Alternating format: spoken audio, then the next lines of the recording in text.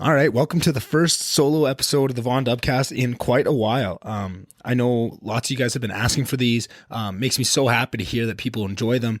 To be honest with you guys, probably the biggest reason I haven't done one is just I haven't wanted to, which probably sounds kind of obvious, but maybe I can break that down a little bit more. I think with these solo podcasts, it's a combination of not having done one for a while. You kind of forget what it's like and you think, I don't know what I'm going to talk about. And also there's this other piece where I'm not exactly proud of what I've done for the last however many months since I quit and took this on full time. And that's tough. And I know it's kind of a mixed bag because I'm not proud of myself a lot. I'm proud of myself for certain things, but I also know that I have a tendency to focus on the bad and to not give myself enough pats on the back and to not look back for what I've done and to just be so focused outwards that, and to look at all the things that I need to do and that I'm not doing. I kind of get paralyzed by just the thought of, I have so much to do. And yeah, so I think I've just been kind of being a bit lazy in that sense, which I think for a lot of people, they would say, you've done tons. You've been, you've been selling your house and you went on a trip around the US and all that. And that's been awesome. And I've been so happy with that. And that made me, that was something I don't think I fully realized how much I needed until we were there, and just what an experience it was and how special it was. I really, really needed it. But what was tough was to come back and to kind of not lose what you had. That's not the right way to say it, but just to kind of sit back down into your normal life and everything that you have set up after a trip like that, and to feel some of those old feelings kind of come rushing back. Just a lot of the loneliness and a lot of I guess I could start there. I guess the thing that's been bugging me the most is just, as you guys know, because I've been pretty open about it on here, is come at the end of this summer, I had some big things that I wanted to do, and I wanted to, step back from work and take this podcast on full time and move away from Grand Prairie. And I also decided to break up with my longtime girlfriend at that time. And there was just so many things, and I've already gone into depth in other episodes you can go listen to as for the reasons why and what I was thinking at that time. But I was never sure. I didn't know if any of those things were the right call. What was I doing? And it was a lot of anxiety, if I'm honest with you guys, about am I making the right call? And to make so many big calls at once and to not know, are some of these the right call? And to be so confused with so many different things of, am I not feeling good about this because of this aspect or that aspect? And it's taken me, I don't know how many, October, November, December, January. It's been 5 months. And I mean, some of those decisions happened before October when I left work, but it's one of those ones where some of those decisions I've been super happy with. I think stepping back from work was something I had to do, and I don't regret that. And I think I'm looking at in the future, maybe stepping my toes back into a little bit of work. And I do miss it a bit. And I do miss working with my dad and working with some of the people that we had within our organization that were just such awesome people and fun and funny. And we just have a great time while we're working. I do miss a lot of that. But so I've been kind of flip-flopping on that. Not flip-flopping, that's not the right word, but just, trying to parse out exactly what I need and what I can give in all these different aspects of my life. And then another one of those is that breakup. That was something that I thought I needed at that time. I didn't want to drag somebody else onto this crazy path that I was going, where I was going to be jobless and kind of, making my own way of things. I didn't want to drag something into that. Like I said, I knew that that was never a question that she would have done that with me. And, just to see what it's like on my own and to really bring into focus what our relationship was and what I was getting out of it. I think it's hard to see from within what that is. And now that I've had a few months away, you kind of get a really clear picture of what you were getting out of it. And I think I was not giving the full respect and full understanding to what she was bringing to my life, and we had some conversations, and I think we had some great conversations where we talked about that. And I said, I'm not really sure if that was the right call, and then maybe to look at maybe trying to figure something out. And I think also it was never really real to me, because I always thought in my head, you know what, if this is the wrong call and we are meant to be together and all that, it doesn't matter, because if at that point there's nothing that'll stop me, I will move mountains. I'll be outside of her house with a boombox, a la the 70s and 80s, whatever movie that's from, like just do what it takes to get her back. And I just had such confidence in that. For whatever reason, I don't know if it's my maybe my flaws of being my ego gets out of hand sometimes, but I definitely had that feeling deep down that if I made that decision, if this was a wrong decision, that doesn't matter, because I'll get her back. And I think maybe that shows how uncertain I was of the move in the first place, but I thought I had to try it, and I thought I needed to shake it up. Things were just so dark, and I needed change, and I didn't know what exactly the change I needed. So I thought, let's change everything. Anyways, so that was kind of in my head. And then when I approached her to have that conversation, she laid out that, she doesn't really want to do that. And that, she, from some of the conversations that the breakup brought, about who I am and who she is and who she wants to be and who I want to be, she figured out that there was changes that she wanted to make. And so did I, that things that I really got highlighted for me that I want to change and I want to get better at. And, she kind of laid it out to me that there was things that she wanted to change, and that she doesn't think the best thing for her would be, or she doesn't think it'd be possible to maybe make those changes while we were, if we were to be together, and that it'd be so easy to fall back into what we had. And I completely agree. And as much as it, killed me, it was so logical that it kind of took away that last life raft I have. That was, I think, really preventing me from feeling the full depths of the feelings. Not to say I didn't feel it. I was a fucking wreck at the start, right? But I kind of got over it fast, and all the change that was coming, and not having to go into work and doing the podcast full time, and all the excitement was kind of overshadowing it. And then also, I think I still had that one life raft of, well, if I really want her back, I can make it happen. But then when she laid it out that logically, that took that life raft away, because I don't want, if that's what she wants and that's who she wants to be, I respect that. And I'm so proud of her for that. And of her wanting to do that, that's amazing. And I would never want to stand in the way of that. So now my one ace in the hole that I had of just, I can just, by hook or by crook or by force of just, I just had it in my head that I would have it, and that kind of got taken away. And that was tough. And that was kind of right before this trip that I went on, that we had that conversation, and it was, pretty tough. And along with that was,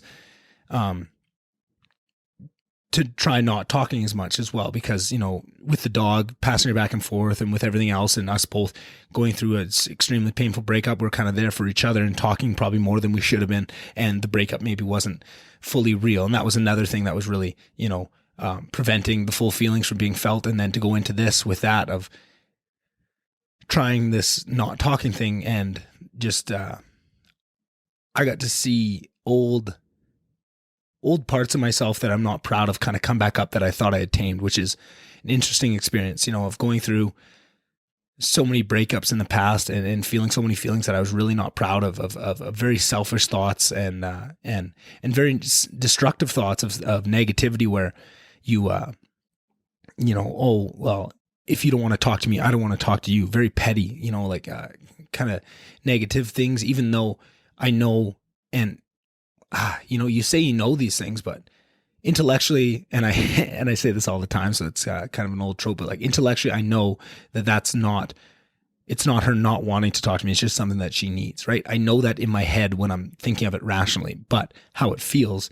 is, oh, you don't love me, you don't care, right? Like it's just the pain, it's the rejection. I think it's the trauma that, so much of my life is founded on, of just this feeling of not being loved. And I think of, all the work and all the times I've talked on this podcast about loving myself and really finding that love for myself. I think a lot of that was just being so loved by someone for so many years that it really shored up a lot of that. And I don't think I was doing it on my own.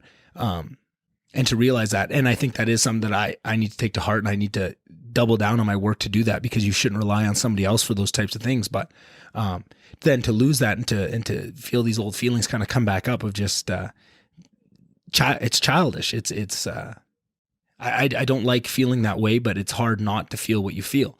And so I'm going on this trip and I'm seeing, Chase do all the normal boyfriend things with his girlfriend, the calls once a day and all this stuff, trying to keep in touch, and we're having a fun time. You're trying to find that balance, and just to think of how much I miss that, and not having someone to tell all the fun things to, and to just someone to go through life that has your back all the way, or whatever it is. It's hard to explain, but that was tough too. And then at one point on the trip, pretty early in, she texted me and she said, "Hey, I'm going on a trip with some people from work, right? I don't need to put all her business on. She's going to do some event, right? Like, and completely nothing to make my mind do this, but exactly where my mind went was where I heard that of, hey, I'm going on a trip with some friends I met or something, was what I heard was, I've met someone new. You're nothing to me. I'm over you. Like, stop talking to me. Like, I don't know why my brain does this, but just the negative leaps that it took. And like, to say it out loud right now feels so silly, because I know that's, who knows, maybe it is true. Sometimes my gut is right on these things, but probably not. But just the negativity that I went through of just feeling that, it's just awful, of just, where your mind goes and where it doubles down and makes it worse, and you kind of bury yourself in negative thinking and scenarios, and then you're thinking about it in your head, and you're building it up to be this huge thing that I think, I don't think it took away from the trip. I don't even know. I'd have to ask Chase this, but I don't even think he knew that I was going through any of this, nor did I bring it up. We don't talk about things like this all that much. We're more of, make fun of each other for everything type of thing, and just kind of keep things to yourself. I don't know. Maybe that's not the healthiest thing, but yeah, it was a bit tough, and it's been a little bit hard. And I've just been trying to balance feeling those feelings as much as I can without going down the negative path, because I think that there's a lot of feelings that I was ignoring that I need to feel. And also trying not to confuse that with also the negative feelings I have of what I'm doing with the podcast, and if I'm working hard enough, and am I putting enough into it, and am I doing the right things, and not letting that all get torn up or twisted up in my head, because I think when you're in a negative space, it's hard sometimes to really parse out why you're feeling bad. It's like, I'm feeling bad, and I have a lot of reasons for it, and I don't really know which ones are holding the most sway. And I know that certain things are bugging me, but I don't know where on the totem pole of how it shakes out. What is the number one thing? What's the number two thing? Is this just kind of meaningless and I just need to get over it, and it's the other things that are bugging me? I don't know. I'm rambling, but that's kind of what I've been struggling with, I think, as of late. And I think I'm doing a bit better with it now. I think, and I think I know what I need to do. I've also went on a road trip for a month where I wasn't working out every day. I was not meditating. I haven't meditated in goddamn month and a half, probably, and I know that's something that I need, and something I should be doing. And it's things like that where I don't know, maybe people that haven't suffered with depression won't understand this, but it's hard to explain the fact of knowing what you need to do and having it be so difficult to do those things. And, yeah. But another thing I've learned is that sometimes all it takes is one little thing to bump it into gear, right? Like, I've been putting off doing the solo podcast for weeks. Like, ever since I got back, I was telling myself when we're getting through towards the end of the trip, that as soon as I get home, I'm doing a solo podcast. I'm going to do one a week. I'm going to jump right on it. And then I get home and I don't want to talk about these things. I don't want to talk about the negativity. I don't want to talk about being embarrassed with myself for not doing what I should be doing, and all the other stuff that I just talked about. And I didn't really want to. And what I noticed was all it takes is one kind of positive thing to kick you onto a good path. And what it was actually going to jiu-jitsu this morning. I went on Friday for my first class. I made sure that I got here with enough time Friday night driving back from the city to kind of do some packing. Oh, that's the other thing I I don't know if I mentioned this already. I did sell my house while I was in the US there, and that's a whole nother story that I'll maybe tell after this one. But I was coming back to pack up and maybe take the first load of stuff back to the city to try and move it into my parents' place for now, and then I'll start looking for places and hopefully get my own place so I don't have to live with my parents at 28 years old for too long. I'm sure it'd be great fun and we'd all enjoy it, but just maybe for my own sanity, trying not to let that drag too long. But yeah, I made sure that I was back with time to go to jiu-jitsu on Friday because that's something I really missed. I know I probably sound like a broken record, and it's just like people that do CrossFit, you can't shut up about it. I think jiu-jitsu is the same way. But I really wanted to make sure I got to that Friday class, and I went in there, and guys, I got fucked. Like, absolutely everyone I rolled with was just so much better than me. I had no cardio. I was absolutely like gasp in the first 2 minutes of each roll that I went with, and it was kind of embarrassing and just had me really second guessing all this stuff. I was like, man, am I like terrible at this? Like, I remember this being easier. Like maybe everyone else just got way better. Maybe just missing a month and a half of classes, everyone else just gets that much better. And I'm sure it was a piece of that too. So I was kind of bummed on it. And on Sundays they do this open roll where it doesn't matter if you're with the Champion Gym, which is where I go, or, all the different gyms in town that do jiu-jitsu on Sundays. Everybody comes to Champion. It's just by donation. It goes to, I don't even know where it goes, but, everybody comes together and it's such a fun time. And it's not a class. You don't do a big warm up. You don't do any drills. You don't learn any new moves, but it's just everybody goes and you just roll for an hour, and everybody just, you pick a partner, you roll for 6 minutes, hopefully don't get to, if you're me, you just try not to get tapped. If you get a submission once in the class, you're happy. And then you switch partners and you go for another 6 minutes, another 6 minutes. And, if there's odd numbers, maybe one person has to sit out, but you kind of just go, and in between you're talking and it's the camaraderie, and it's just good people. And we went in this morning and it was awesome. Just to feel like I'm not terrible because I did much better. I think it must've just been the rust and just getting back into it, but I was much better today. It wasn't anything like Friday where I just felt like I got rolled through like by 6 stampeding buffalo, and just came out of it thinking, why do I even do this?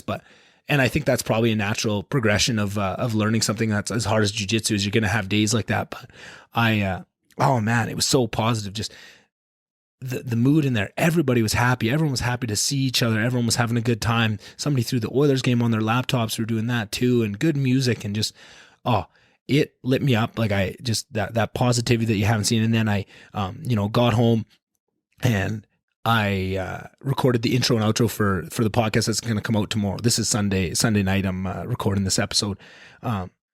Did that, and then took the dog for a walk, took her to the dog park, caught up with a friend, had a really nice phone call for an hour with a friend. And then, did I say take the dog to the dog park? I think I already said that. Anyway, but just had a really good day, and now I'm doing this. And to see that I've been putting off this solo podcast for so long, and then all it took was one really positive experience like jiu-jitsu to kind of get your day rolling, to get you rolling in a positive way. And it's got me, I meant to do a meditation today. I just kind of ran out of time because I was excited to do this, but I want to meditate again today too, and get more into the positive wins of just what I kind of explained at the start of just the negativity and how it can snowball very quickly of one negative thought to the next, and just letting you really bury yourself. And maybe that's just my personal way of dealing with it, but there's probably somebody out there that can really resonate with what I'm saying. But just as easily as it is to go down that way, well, not just as easy. I think it's way easier to go down a negative spiral than a positive one, but all it takes is one positive thing. And if you build on that, you can really accomplish awesome things. And that's what I'm really happy about right now, of just getting to this point and doing this. I'm really happy because I know I have so many things to talk about. And so many people told me that they really enjoyed the solo podcast. I never thought that would be something that people really enjoyed. I thought the conversations, because that's kind of what I enjoy, is more the conversational ones. And I love the conversations I do, but I had at least 3 different people reach out to me while I was on that road trip in the US and said, hey, like, where's the episode? Hey, I'm really missing the solo ones. When are you going to do another one of those? And I was just like, man, like, people really like those. And that makes me really happy. But I felt like I didn't have enough positive things to talk about. And the negative things were so touchy and personal that I didn't really want to bring them up. I think that's probably the biggest reason that I've been sitting on my hands and not doing it. And then there's so much else going on in the world of the trucker protests and Ukraine and stuff. And I'll get into those, but first let's go to the house story. So, as you guys have probably heard the episode that I had with Cam Fisk, my old math teacher. That was a great conversation. You hadn't listened to it, go back and check it out. But he's doing real estate now in the city, and that's probably who I'm going to be looking at new places with, and it's going to be lots of fun. He's a great guy. I think we're going to have lots of laughs through that process. But what he told me was, oh, you're going on this trip to the US? He said, wait, as soon as you get on the road and are in the most inconvenient spot, the offers are going to start coming in on your house. And I'm like, really? He's like, yeah, that's always how it goes. And I was like, oh, well, maybe I think I'm just so desperate to get this over with and get one of these things off my plate that, if it happens while I'm on the road, it happens. But what are the odds, right? Sure enough, as we're on the road, I get an offer, a fucking, not a great offer, but it starts coming in, and I'm doing this back and forth, and I was not very happy with my realtor. I'm going to be honest with you guys. I had a really great realtor that I did a lot of projects with, built a shop with him through work, bought a house through him, and kind of had a really good repertoire. That's not the right word. Rapport. That's the one. We got there. I had a really good rapport with this guy.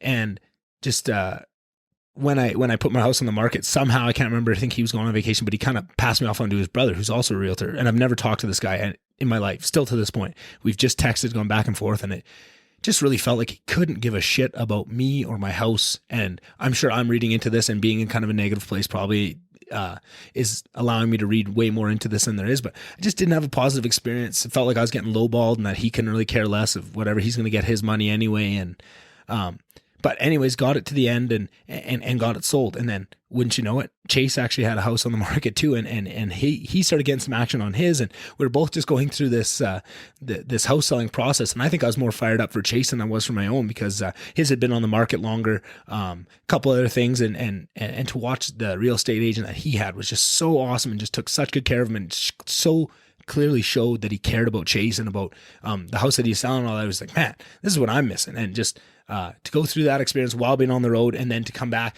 Oh, and here's the other thing. So then we're going back and forth on these really shitty offers, and they're like, oh, well, if you throw in these TVs and this couch and all this stuff, I'm like, dude, like, your offers are so low, we're not even close here. Why are we even negotiating on this shit? Where was I going with that? But they had all these different demands in there, and it was going to be a changeover date of April 1st. So that would have gave me a month and a bit from the time I get home to get everything out of the house. So then we finally get this deal done. We get to a number that they want, but they said, oh no, but we want a March 1st possession date. And I'm like, oh, well, I don't want to blow the whole deal up over that, but that's going to suck. I'm going to get home, return the RV on the 22nd, have 6 days to clear this whole house out and try and find somewhere to put all my shit. And that's so I'm stressing out for, I don't know, a day and a half. And then, thank God, they came back to me and said, no, we can't do that. Can we do an April 1st possession date again? And I was like, oh, thank freaking God. Yes. Like, sign it up. Let's do it. So luckily I got that, but there's some stressful times in there. And then, what else? Yeah. So that was kind of selling the house. And then another thing kind of happened right as we left on this trip. The freedom protests start happening, and this is something that was so near and dear to my heart, and I had so many complex feelings about, because yes, it was amazing that people were starting to stand up, and it just made me swell with pride. And I was so happy that people had had enough, and that they were pushing back, and that they had a plan, and that at least something was going to be shown, some sort of displeasure, some sort of social discourse is going to change or try to be changed. And I just was ecstatic about it. And then I see the coverage of it and the negativity, and what that makes you feel of just so reminiscent of everything. And I know I'm making this about myself, which is kind of embarrassing, but whatever, that's what I do. I think that's what humans do.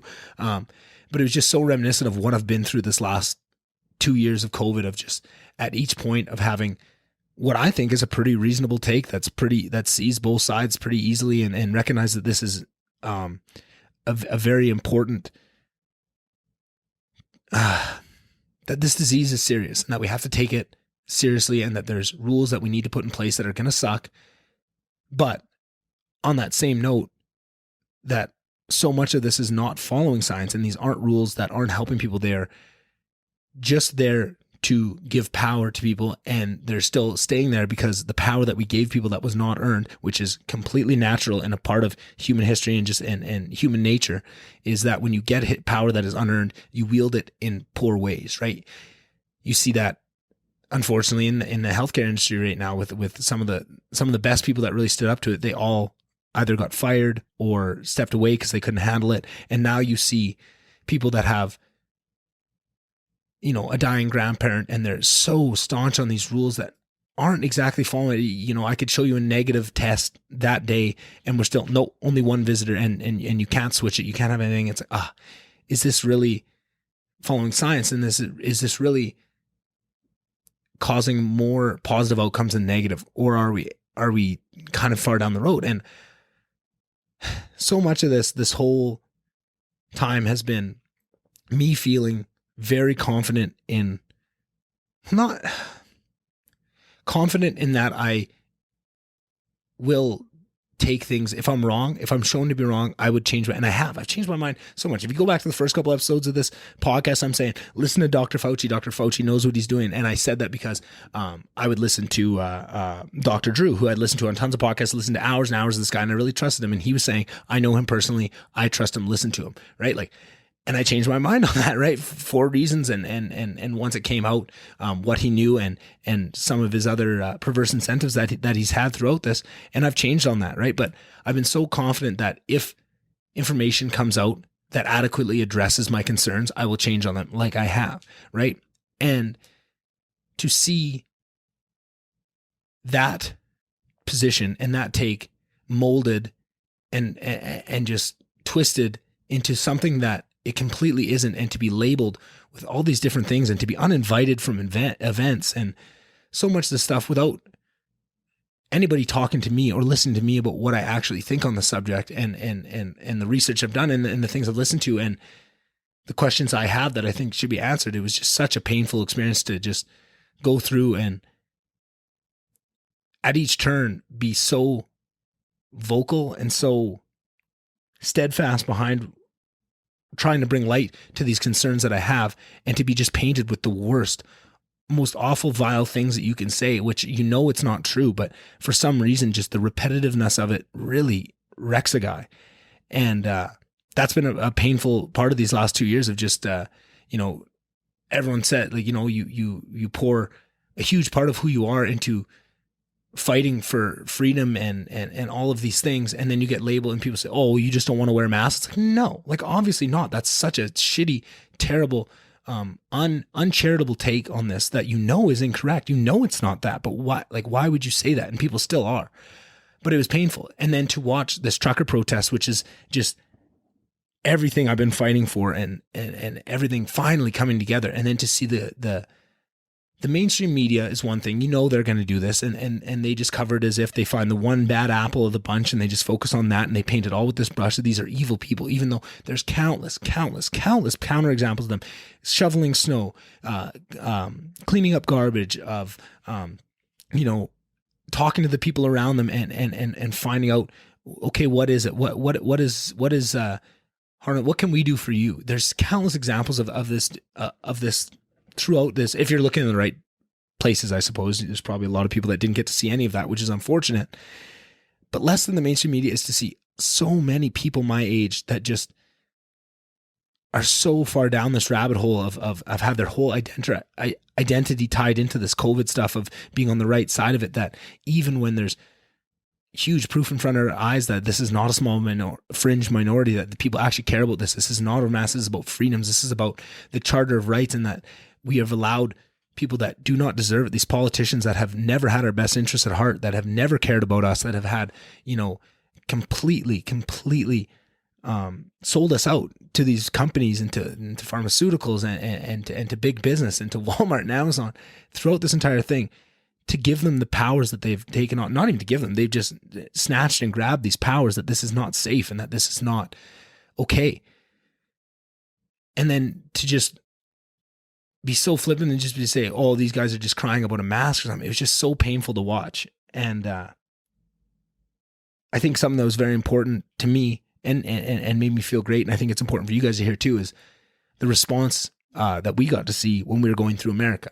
And every time we would bring up that we're from Canada, these people would just light up. Their faces would light up. You could see it in their eyes, and they would just say, "We are so proud of you. You guys are doing such an amazing thing. Like, thank you for standing up for people. We support you all the way. This is exactly what the world's needed." Time after time, we would get discounts on RV parks. We'd get all these things because people were so proud of what Canada's doing, and to see that is the real feeling. And that's what's real. But when you are stuck on Instagram and you're just sharing little memes and funny things about, Hong Kong equals Heil Hitler, like all these silly little things, you're so detached from the actual reality of what people are happening, and to see how easy it is and how desperate people are just to scoop up instead of having to investigate and say, am I on the right side? Which I've been doing this whole time of just, am I wrong on this? Do I have the wrong thing, right? I'll listen to a guy like Sam Harris that is completely on the other side of this, is so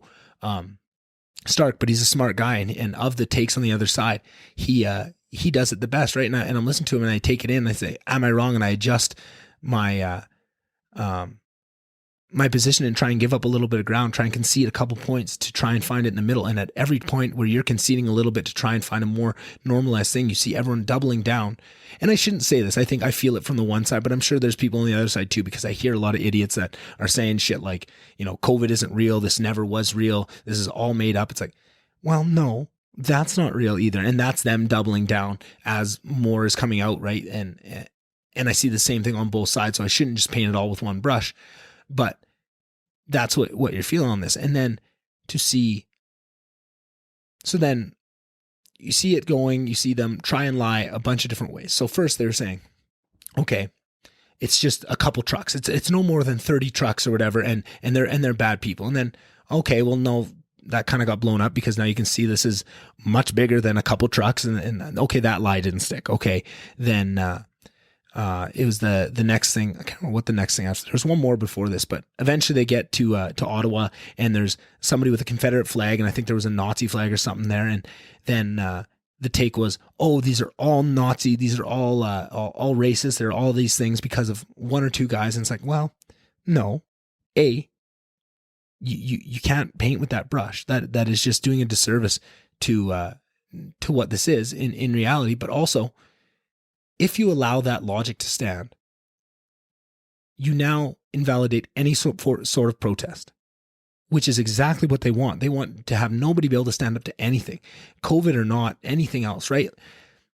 An easy way to go back to this, and it's so easy for one person to go in there with a point of view and try and wreck it for everybody else, right? You saw this at the Black Lives Matter protests when they're first starting, and at the very start, before they got violent, in the first couple of days, you would see these weird things happen where like one guy in a mask that dressed all in black is going and starting to break windows and kind of kick off some things that lead down that path to violence. And people had so many questions. Well, what is this guy, right? Why are you trying to make this protest look violent? Why are you trying to bring this onto them? And you see how easy it is for it to be done. So then you go and you have that knowledge if you have done any sort of look into history and you've seen how these things usually go, you know that is going to be an aspect. There's going to be people that are going to try and change the narrative. So you know that you can't just take the one instance, right? You have to really look at it as a whole. And on the whole, is this violent? Are they being peaceful? Are they doing the right things or doing the wrong things? And on the whole, it was so amazing, but people were so ready to just jump onto these one or two cases.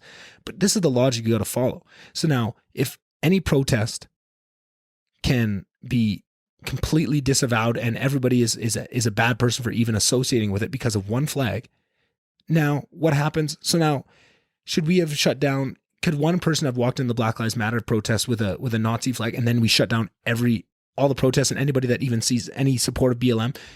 Do we demonize them, and do we demonize? No, that's ridiculous, because now you can't have any sort of protest. It's so easily taken out that there's no. It's so silly. It absolutely drove me wild, and to see that and to see how desperate so many of these smart people that I know are college educated, right? Which I think is much worse, because so many of the people that went through and just have brainwashing of that this is the right thing, and that this woke narrative and whatever comes from it, whatever is on CNN is the take to have it. You don't have to do any sort of, don't use any brain power. Just take this, share this meme type of thing, right? Like there's a couple I've saved on my phone, and I might do a little post about just exactly the idiocy of what they're trying to say, and how illogical it is when you actually follow it out to step 2 and step 3, when you actually think about what you're saying with what you're sharing. It was tough to watch. And then it gets worse. And then you see there starts to be rumors that Trudeau's going to enact the Emergencies Act, and you go, no way. There's no way we would stand for that. You cannot do that. That's just what I thought is, okay, this is the people on the right going too far and trying to paint this into something that it's not because of the pushback they receive. Like, just hold the line, keep protesting peacefully. They will never do that. And sure enough, what happens? He actually does it. And you get to see these awful, truly sickening videos come up of these peaceful protesters that have an issue with what's been done in our country, and to see them get pepper sprayed and trampled and forced out. And you see these videos of just people walking, where are you from? If you're not here, we're going to arrest you. All this shit. It's just, is that our country? Is that what we believe in? Man, does that just shake me to my core? And I hope it does to you too. I hope it does. Because that's not what Canada is, and that's not what we stand for. And it doesn't matter what side of this you're on. That is what paints the picture right there. Is it doesn't matter if you agree with those protesters or not, or you think that they are absolutely batshit crazy. They should have their right to protest. That is what this all runs on. If we allow governments to be able to do whatever they want, whenever they want, and if people push back, they can just shut it down at their whim. That is not a democracy. That is not freedom. That is very important. It's just been really, really tough to watch, and it's not over, right? Like, and then to see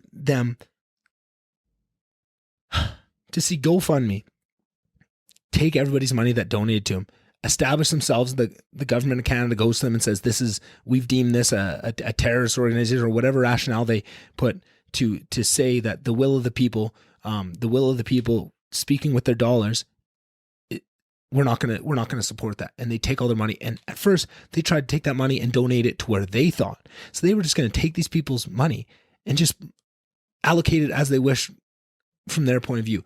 And the blowback was huge, and it still is. And I think GoFundMe has permanently crippled their ability to operate. And I think we're going to see them fail as a company in the next few years, because people are going to come up that actually have this baked into their constitution, that they will not do things like this, and that they're not going to stand in the way of the will of the people. And that is going to completely overtake them. And then to force them to have to give people's money back. And I think still it wasn't even as easy as that. I think they were saying you have to contact us and you have to make a request and all this to get your money back. If not, then we're still going to donate it to where we see fit. It was just awful. And then to take it another step further. And now they're taking that information and freezing people's bank accounts for donating, tracking people down, labeling them as threats to democracy, funnily enough, over trying to support civil disobedience. And people are saying, well, you can't clog a... Yeah, civil disobedience, if you understand what it is, it has to be illegal. You have to disobey. You have to cause something, and you do it peacefully, and that is its form. That is its purpose. To say, oh, this isn't civil disobedience because it's illegal, or it impedes certain people. That is the point. That is exactly what it is. That is exactly how it stands, and that's how people have fought for their rights. That's how civil rights movements work. That's how everything has worked up until now, where we're seeing a real change, and people are waking up to the fact that, oh, how things have worked is not the same anymore. Something has changed. And I think that's great that people are waking up to it, but it's almost too late. Like, if they've already done that, that is really, really scary steps. Really scary steps. You know, it just, it makes you question so many things that you thought were unquestionable.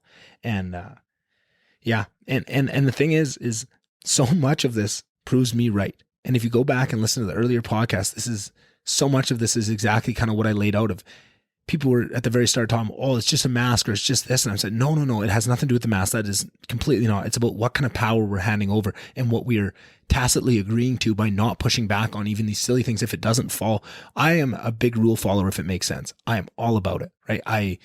It's even with COVID, right? Like all the rules that made sense, I followed, especially at the start when, like I was all about the mask. I thought this is great. If they actually work and there's actually studies that show that they work, let's do it. And I'm all about it. And then when it comes out that they don't, okay, well now I'm not on it. Or social distancing. Oh, well, I'll social distance if it kind of makes sense to, but if we're in a tiny room together and we're on, we're 6 feet apart, but we're in a tiny room, that makes no sense. There's no point in social distancing. I'm not going to follow it there. Or, like just silly things like, going to an Oilers game and having the usher, running up and down the aisles, giving people shit. And we're all packed in this building together. Like there's no point to it. When it follows science, I have no problem in following these things, but they've completely infantilized the whole thing where you cannot question any of it. And they're shutting down discussion, which is a very dangerous prospect. Yeah, I don't know. I could go for hours on just that fact, but it was tough. It's very much bittersweet. It was amazing to see the strength and the bravery of people standing up and putting so much at risk. And I think so many of them, unfortunately, probably didn't even realize what they were putting at risk because they thought they will never freeze bank accounts. They will never bring it in and pepper spray it. That's just not who Canada is. That's not the country we are fighting to protect, that we're fighting to uphold. That is not who we are. I think people didn't realize what they were in for, which is very unfortunate. But yeah. And then, you kind of get through all that and you take your lumps where you will and you get a little bit down about it. And then you're sitting, what night was that? That was Wednesday night, Thursday night. I can't remember which. And we start to see, well, first I was watching and I watched Putin's speech on Ukraine and things going on with NATO and just how wild it was. And I watched a couple pieces of commentary on it, and all of the people that I trust, I listened to them talk about Matt Taibbi and Sagar and Crystal on Breaking Points and all these people. And they all said, this is scary. This is terrible rhetoric to be saying, but each one of them said, but we don't think he's going to invade. It's 2022. There's, these are nuclear countries. We're not going to see, well, Russia is, I guess. Ukraine gave up all their nukes, but you could see, that nobody really thought this would happen, right? And I kind of took it on their word, oh, this is not going to happen. But I was worried about it, right? I was, just this is scary rhetoric being thrown around. These are scary times. If there was a time to do it, this is kind of now. And then to see that night, whatever it was, whether it was Wednesday or Thursday, laying in bed in Edmonton, and to see through Twitter first, because that's where everything kicks off, and the mainstream medias are just trying to catch up to what's already being shared. And you see these people showing videos of helicopters parachuting guys into airports and tanks rolling and weapons flying and bombs going and explosions. And you're like, holy shit, this is real, right? Like they are going to war. And to know and to have looked into it enough beforehand, I think so many people were probably unfortunately caught unaware of. They didn't even know this was happening or this was even an option, which is so scary. I must imagine, just to see, especially people around my age where we've never really tasted war like this in a Western country, right? Like after 9/11, it was such shock and awe, and they send it, and it was a different thing. It never felt this real.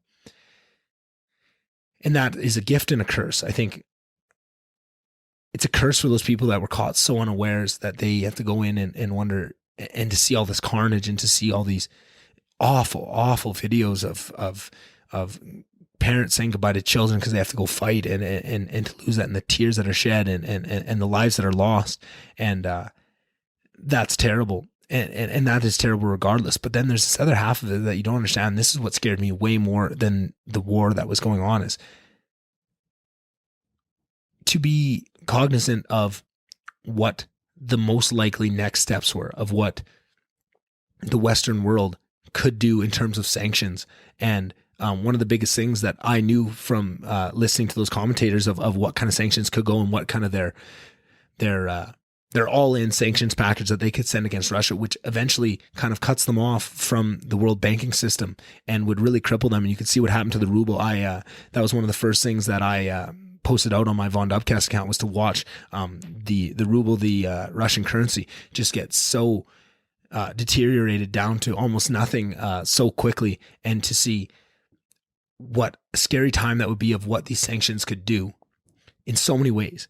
Because you have what Russia did was awful, right? And I think you're doing a disservice. I see so many people just saying, oh, Putin's crazy. This was completely unprovoked and all this. And it's like, yeah, in a way, but also you do a disservice. Like, even if it's terrible reasoning, you need to understand the landscape of what this did and all the NATO plays and the encroachment that nothing, I just want to be clear, nothing in this day and age precludes war, in my opinion. I don't think any of those are good enough reasons to shed life like this. And I believe that fully. But even if you believe that, that doesn't mean that you just discount and don't even look into any of the reasons or the spoken reasons of why they're doing this, right? I think that just say, oh, Putin's just crazy, that's why he's doing this. No, Putin is one of the highest IQ global leaders on the world stage. He has, a completely different value system, and Russians just in general do. And you have to understand that. And if you're not willing to try and understand how they see the world and why this isn't crazy to them, sure, from a Western point of view, this is just crazy. And it's easy just to full stop right there, quit and say, well, no, it's crazy. He's crazy. There's no reason to ever do this, which I agree. But you wonder, the biggest thing was the possibility of Ukraine even joining NATO in the future. It wasn't like they were about to join or anything. It was just about the conversation of if they could. And that's where Russia was putting their foot down, right? But now you think about, so now say Mexico wanted to join, to ally themselves and become some sort of nation state or put some weapons in Mexico. You think America wouldn't have something to say about that, right? Like, that doesn't mean that would give them the right to invade Mexico and to needlessly shed blood like we're seeing right now. That doesn't. But you can't you have to at least take that into consideration, because now what the mainstream, the narrative that I'm seeing all over social media and everyone's just that there's no reason for this, and that gives us the right to do whatever we want in response, because this is completely unprovoked. There's no reasoning. There's nothing. This is just some crazy person. He's Hitler. That's all you see is he's Hitler. And if you're right, if this is Hitler, then we have to go to war, and everybody's got to go to war, and we got to go to war right now. But I don't think that is exactly what this is. And it's a scary, scary dynamic. And before, I probably should have done this earlier, but what the fuck do I know? Don't listen to me. I'm an idiot. I just listen to people that are really smart talk about these things, and then I stay up all night worrying about them and playing out the outcomes in my head and scaring myself half to death with all this stuff. But so now you cut them off from the banking system, right? And that and put all these other sanctions in place, and you absolutely cripple Russia as an economy. What happens? Well, now you have to wonder, well, what is their response to that? Because in our world where we say, well, there was no reasoning, there was no provocation, there's no reason, this is just him being crazy, going in, we can do whatever we want. That's our world. That's our point of view. From their point of view, they have some pretty good reason for doing this, right? And I'm not saying I agree with any of those reasons. I don't think so. But now they've just had decent reason. In their heads, they have a good solid foundation for a reason for why they're enacting the actions they have. Now that's the worldview that they're going to be seeing all these sanctions and being cut off from the banking system of the world. They're going to have a response to that. And that's what scares me, is now, if within your lazy thinking, just to think, oh, he's crazy and we can do whatever we want, you open it up to whatever response they want. I don't want to see what that is, right? And even if not, there's another side of this that I don't think or maybe people are thinking of this. I just don't see it in the day-to-day discussion. Is now you completely cripple their economy. And this is what I think. I'm worried. Everyone's saying, oh, well, they won't be able to sell their oil. China is completely backing them, and they can sell a lot of oil to China to keep them propped up. But say they can't. Say we find a way where they can't sell anything. They completely run out of money. That's mass starvation for their people. That is, pushes them to the point of to a point of desperation that I don't think we want to see with a country that has nuclear power. Like, I just don't. Everybody is so gung-ho to just say, well, why aren't we doing all these things against Russia? And it's like, well, you need to understand that this is politics and that there's second and third order effects to everything you do. And there's a lot of options that are down through that fourth and fifth order that really end in some really dark places. And I don't think people are doing that calculus in their head. And that's what scares me more than anything. Like, don't get me wrong. I've been up nights sick over, and I've been watching every piece I can of all this awfulness going in Ukraine. And I'm so proud of their people and how they stood up. And if that surprises anybody, you haven't done your research. Like, when you listen to Dan Carlin, you listen to who the Ukrainian people are, you listen to Lex Friedman, you listen to him talk about his grandpa, who was a machine gunner in the war and fought for Ukraine and fought against the Russians. And they didn't give up a goddamn inch of ground without fighting for it in some of the most valiant ways that we've ever seen in the world in modern times. The Ukrainians will not give up without a fight. And I'm so proud of them. Right. And I, that's where I'm caught, is I want to give them everything they can to give them the fairest fight. But I think it is, I think that is lazy thinking just to say, well, why aren't we doing everything? Why aren't we sending troops in? Because you don't realize the effects, right? Like, that is such a scary spot to be, where I'm sure there's so many people that want to help, but you need to understand the second and third order effects of what type of help and what kind of sanctions you bring in. And I feel like that's what I've been seeing missing. And I don't even have a full understanding of what it all could be, how it all could shake out. But I just know there's some scary shit going on.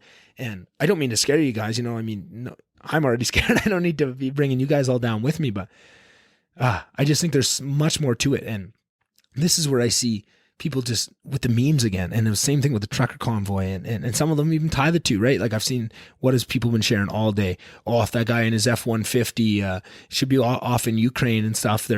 Now you see, like, the difference between fighting for freedom and fighting for over the right to wear a mask or whatever it says. It's like, you don't even have the first inkling of an idea of what you're talking about and what goes into these things. And you think those people in Ukraine wouldn't support the fuck out of people fighting for their rights to have freedom and to have a say in what their government does, and not just have to take it laying down everything they say you have to take. That is exactly the first steps that gets you to a situation like the Ukraine finds himself in today, to even equate the two, right? And obviously, when the trucker convoy was going on, this war was not a thing, and there's bigger things. And when the tanks roll in and you see the bloodshed and the tears and the awful suffering that's happening in the world, that takes precedence. But to equate that these people are this I don't even know what the word would be, that they don't care about any of these things. They're so worried about their own. No, that is completely wrong. And not, it's just so many straw man arguments all over, and just how quick people are to jump onto these bandwagons. Oh my God. I feel like I'm doing a terrible job of explaining kind of how I think on this, but my mind is just so fried with all of it. It's so much to take in, and I have so many feelings on so much of it. I feel like maybe this would have been a better subject to get somebody in front of that has a bit more knowledge on it, so I could, pass some things back and forth, because I feel like it's all interconnected and there's so many parallels to draw. But it's also such a sensitive subject, and I don't want it to come across as if I'm, not completely torn to pieces over what's going on. And I think more so than all these people, I think a lot of people just, were completely surprised by it and just see war and see a couple of videos and they want to get their social brownie points. No, I've been following this situation for a really long time, and I'm really invested in it. And that's why I think I was so worried. And so that night when everything kicked off, like I called my dad and made a action plan, because I said, if things kick off and if they put sanctions in place, and like Russia has said, some of these sanctions that they're in talks with, they will take as an act of war. And if that is, the first step is the attack and cyber attacks on infrastructure, phone lines, internet, power, all those things are going to be attacked first. If all the phones go down, we need to have a place that we're going to meet up. I'm not going to tell you guys where that is, but I made a plan. That was the degree to which I was worried about this. And I still am to a certain degree. It seems like, like I thought they were, as gung-ho they were to talk about all these different types of sanction packages. They've been, and cutting them off from the banking system. They're rethinking that because of the second, third order. But I didn't know if maybe in the middle of the night they were going to do it and Russia was going to respond. And yeah, like that's how serious this is. And I just don't think there's a place for war in this day and age. And once again, I'm way less scared of Russia than I am of China, and to see them supporting them in all this, and to blame the US and NATO and the world community as a whole for Russia's actions, and to completely, get behind this flawed logic that is allowing Putin to do what he's doing, that scares the shit out of me, because that China wants to do the same thing to Taiwan, and we get all our semiconductors, everything goes into our computers, into our phones. They all come from Taiwan, and China wants them bad, and they don't want to be the first one on the world stage in the modern age to roll tanks in. But now they have their excuse, and that's a scary place to be. Scary place to be. And just the long-term effects, and this is something that my dad's been very good at highlighting for me this whole time, is not every Russian agrees with this, and there's a lot of people that are going to suffer, and not for the next couple of weeks, for decades to come, in Russia and in Ukraine, and they had no say in this, no part in this, and they are probably not very happy about what they've been walked into by their leader. And to try and leave space open to have compassion for that is a very important part. And I think that's tough for some people, because they want it to be binary. They want it to be black and white. They want it, Russia bad, Ukraine good. And it's never that simple. And that's kind of what I was trying to highlight with, at least, even if you don't agree with them, you at least have to understand the stated reasons why they're doing it, because sure, they seem nonsense to us with our Western views, but clearly it makes sense to them, or at least to him.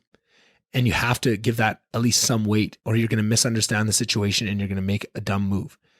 And yeah, it's scary times, everybody. Scary times. I hate to be the doom and gloom guy, but this is unprecedented. We haven't seen this. We haven't seen this in the modern age. And, unfortunately, and I say this unfortunately and fortunately at the same time, because this is kind of the only thing that walked me back off the ledge of being scared of. There's another outcome of this, is that this stays within kind of a Cold War aspect, where, other than Ukraine, I mean, shit's hot there, let's be real. But, in terms of world war, and everyone's throwing out memeing about World War III, what's more often or more likely going to happen is that it's a lot of posture outside of Ukraine. Again, I got to make sure that's clear, but outside of Ukraine, it's probably gonna be a lot of posturing, a lot of sending troops, a lot of rearmament. You're going to see America dump trillions into defense spending. You're going to see Europe. It is going to be like the Lockheed Martins, the Raytheons, the military industrial complex. They're the ones that are going to come out of this just golden. And what's so unfortunate is half the politicians in America and Canada, it's a revolving door between working at Raytheon or working for a think tank and working for your whatever political side you want, both sides. It's very unfortunate. Or maybe they're not, but they're invested in them. They have, all these stocks in them, and it creates a lot of conspiratorial thinking around it, but it's very dangerous to have those perverse incentives. But where I say it's a positive and a negative is, I almost hope that's what it is, because the other outcome is, I don't want to see what this could be pushed to, and what horrors could be unleashed on the world should the big boys start to go after each other. You don't want to see that. As awful as it would be for this just to be a Cold War kind of ploy and a rearmament, and for a bunch of people to make a ton of money off this, that is the best outcome we could see. It's awful. It's evil. It's everything I hate in the world. But I would much take that to nuclear armament. And that's what scares me. And for people that think that that's not real, you need to understand, you need to go back. There's one episode, I should have looked this up before. There's an episode of Dan Carlin, and I know I've probably mentioned Dan Carlin 10 times, but I think when shit's going sideways, you really got to look to history to educate you on what is happening. And there's a episode he did on the Cuban Missile Crisis and how close we were to having the end of the world. The entire Russian cabinet talking to the Russian leader, I can't remember, was it Gorbachev? Don't quote me on that. I'm just going to use Gorbachev's name, probably some other leader. I think Gorbachev was the one after, but let's just use Gorbachev. So Gorbachev's whole council is all telling them that America's going to fire first. You need to do it. Be the first one. Send the nukes. It's already past it's past the point of negotiations. You need to do this. It's weakness. We're just going to be a step behind, and we're going to lose this because you are being weak. And on the American side with now I can't even remember the American guy. Kennedy, John F. Kennedy. There's a lot of Kennedys. A Kennedy. We'll just say Kennedy. Again, could be a wrong guy. Doesn't matter for the point. So Kennedy's on this side, and he's getting it from his whole war cabinet saying, Russia's about to do it. You have to fire the nukes. Do it now. Do it now. Do it now. And he is sitting there thinking, I don't want to end the world. I don't want to be this guy. This is not who we are. And to know that we were that close. And eventually what it took was, I can't remember, I think it was Kennedy reaching out to him in, it was either a private line or a letter. And he said, the only other, everybody is telling me to push the button right now. I'm the only one that is ever experienced this in life of having this much of a decision at my fingertips. And the only other person in the entire world that can ever feel what I'm feeling right now is you. And I'm hoping that you feel the same way. And I don't want to do this.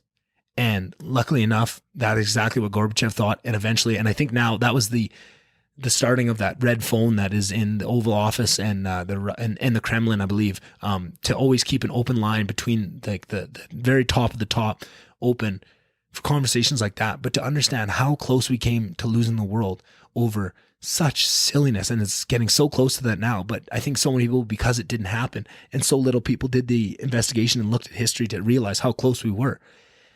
I think everybody should go watch that episode. I think it will completely change the way you look at the world. And there's so many amazing lessons. And it's a beautiful story of human nature triumphing of, there's so many negatives to human nature, but at the end of the day, we want good and love kind of wins out. And it's as cliche as it is. And this has kind of been my message since I started this podcast. And that's what inspired me to start this podcast was people like Joe Rogan and Lex Friedman and all these people I talk about all the time saying that love is what wins and it wins at the end. And that's what we have to fight for. And that's what we need to keep in. It's so easy just to demonize and to dehumanize whoever it is, if it's, the truckers or if it's the snowflakes that are holding these mandates, if it's Trudeau, you see so much of this. And that's a whole other story I want to go into. And I thought Sean Newman had a really good take on this with the truckers of so much of it is just fuck Trudeau. And that's not something to stand behind. That's not love. You have to have compassion for these people and you have to find a way, even if you completely disagree with them, to not dehumanize them and not to see them as the other, because demonizing, dehumanizing, and seeing people as the other has preceded every atrocity in world history. And there's so much of it right now. That is the biggest red flag and the biggest thing that scares me. And at every point we need to be trying to find love for them and to find compassion for why they're doing things and to love Vladimir Putin as much as it's fucked up. You need to be able to understand the importance of that and to try and see that from it, because you think just like with the tragedy, you think saying fuck Trudeau is going to help, get the point across that people are unhappy with what's been going on. No, that just digs heels into the ground. Do you think, saying, send nuke Russia or send the troops, send the tanks, and we got to, nothing, violence begets violence. And you need to understand that there's better ways forward on this. And to those people that just say end all war, this is exactly, that's the message you need to do. And you need to pray for, and I think it's funny to, not funny, none of this is funny, wrong word, but I think it's interesting to see myself even of just that natural instinct to be so proud of the Ukrainian people fighting for what they want and to believe that they're on the right side and to say, end the war, but they can end it, that they are fighting to protect, fighting for existence, which is so wild and so parallel so much of everything else we've been seeing in the world. Of it is the most staunch example of there's no metaphors you need to draw. It is literal fighting for existence. But I think so much of what we're doing is fighting for existence. Sure, it's, a few layers back up the chain where it hasn't evolved to that point. But, the trucker convoy of 80% to 90% vaccinated people fighting against these mandates because they lead to awful things. Yeah, you're fighting for existence, because down the chain, if you allow what is happening to happen, you allow power to accumulate and to be unchecked, and for democracy, which is to have government that is checked by the people, and that is completely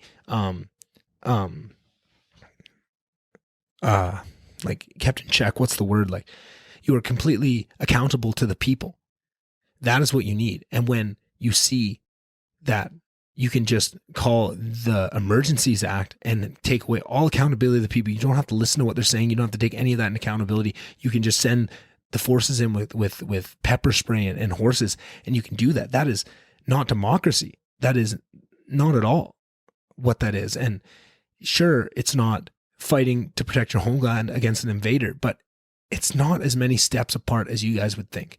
And that is what it is. It's not over wearing a mask. It's not over all these stupid little things. It's not over vaccines. It's not. It's about the power that we are allowing people to have that has never before in history been. Shouldn't say that. There's been a lot more power. We've never seen a modern democracy devolve to that amount of power unchecked, and we're seeing it all over the place. And you're seeing so much suffering come from people that have been given power and they like it and they hold on to it. And this COVID has been the best thing that's ever happened to them. And they might not think that. They may not, walk through the world with this animating them, but they don't realize that, they didn't have a lot and they were beholden to a lot of people and didn't get to really throw their weight around a lot before COVID. And now you can see someone on a mask, you can yell at them, you can feel better than them. That is a dangerous, dangerous, slippery slope. And I feel like I've been seeing this slope since the very start and had so many questions that were pretty reasonable that should have been answered and they never were. And just more and more so, more power is just pushed to them, more power. And yeah, I don't know. It's nice to see, excuse me, nice to see everything backed off a little bit.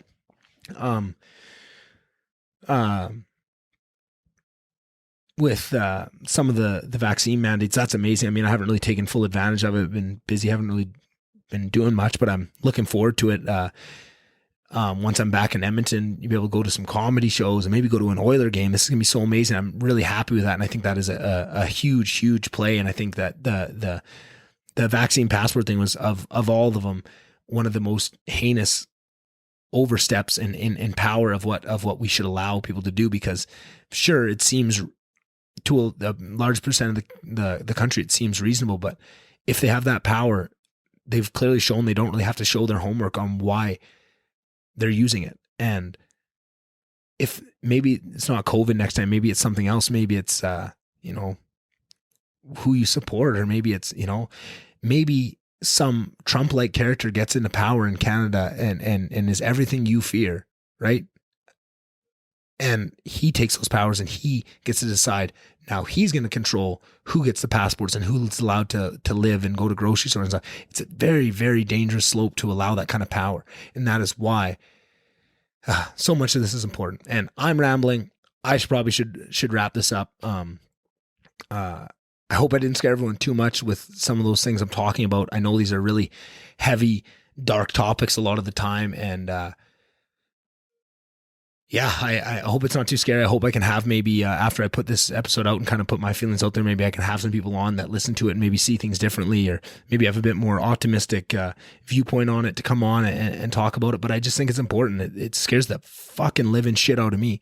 I'm terrified of this stuff, right? Like I told you guys, I hope I explained just to the depths that I am and how heartbroken I am over everything happening, that so senselessly and needlessly blood is being shed and families are, and just the suffering, breaks my heart. But for all of that, there's so much beauty in the world and so much happening, friends having babies and seeing the love and the things that are being brought into the world, that is happening all over. And it doesn't get the media playing. It doesn't get all the memes made about it. And it's not, the hot thing to share on social media, but there's so much beauty, and you can focus on that if you choose to.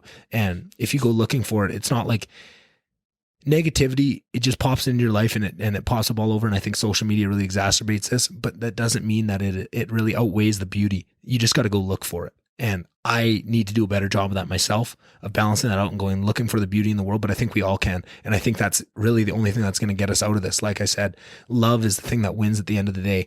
And I think if we can try through every lens and every issue that we see is to try and come at it with that motivating everything, and that being the the fire that burns inside of us is something that's coming from a good place. I think that's the only way that kind of walks us back from the brink of what we're kind of walking up to with all this polarization, dehumanization, and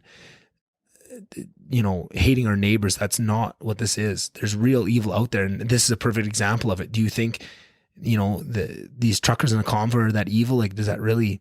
Or on the other side, do you think these people that are scared of this disease and have been just completely overwhelmed by this fear porn and are terrified to leave their house, do you think those people are evil? Do you think they're doing this for a bad reason? I think there are a lot of questionable authorities and questionable people that have sold out what we want, but it's not your everyday person. That most of that is just people that are scared and think that they're doing the best thing to for them and for their loved ones, right? Just have to have compassion all the way around and try and find that. And that's all we can do. That's all I can do. I'm glad that I finally got this stupid solo episode out of the way. Now I can maybe have the guts to do more of them and get more regularity on this, do this once a week and get into your guys' ear holes a little more regularly. Other than that, if you guys could do me a favor and share these episodes, find one you like, find whoever that friend is in your friend group that is the real podcast addict like I am, and pass it on to them. Maybe check them out, or when you hear an episode and you really like the guests, reach out to them and make it worth their while so that I can prove to future guests that they're really going to get something out of it. That really helps. Other than that, just be amazing people, show love, show compassion. Don't jump to the black and white outcome that is, so easy to share on social media. I think with something so complex as this, it's never going to come down in a meme. If it's broken down into a meme, you've probably missed a whole chunk of important stuff. So just take your time, think about these things, talk about it, and try and come to your own conclusions. Don't just take what's put in front of you for what is true. Other than that, have a great week. I'm not sure when I'm going to release this, probably, maybe Wednesday, maybe Thursday, sometime this week probably. And I hope you guys really enjoy it. Bye.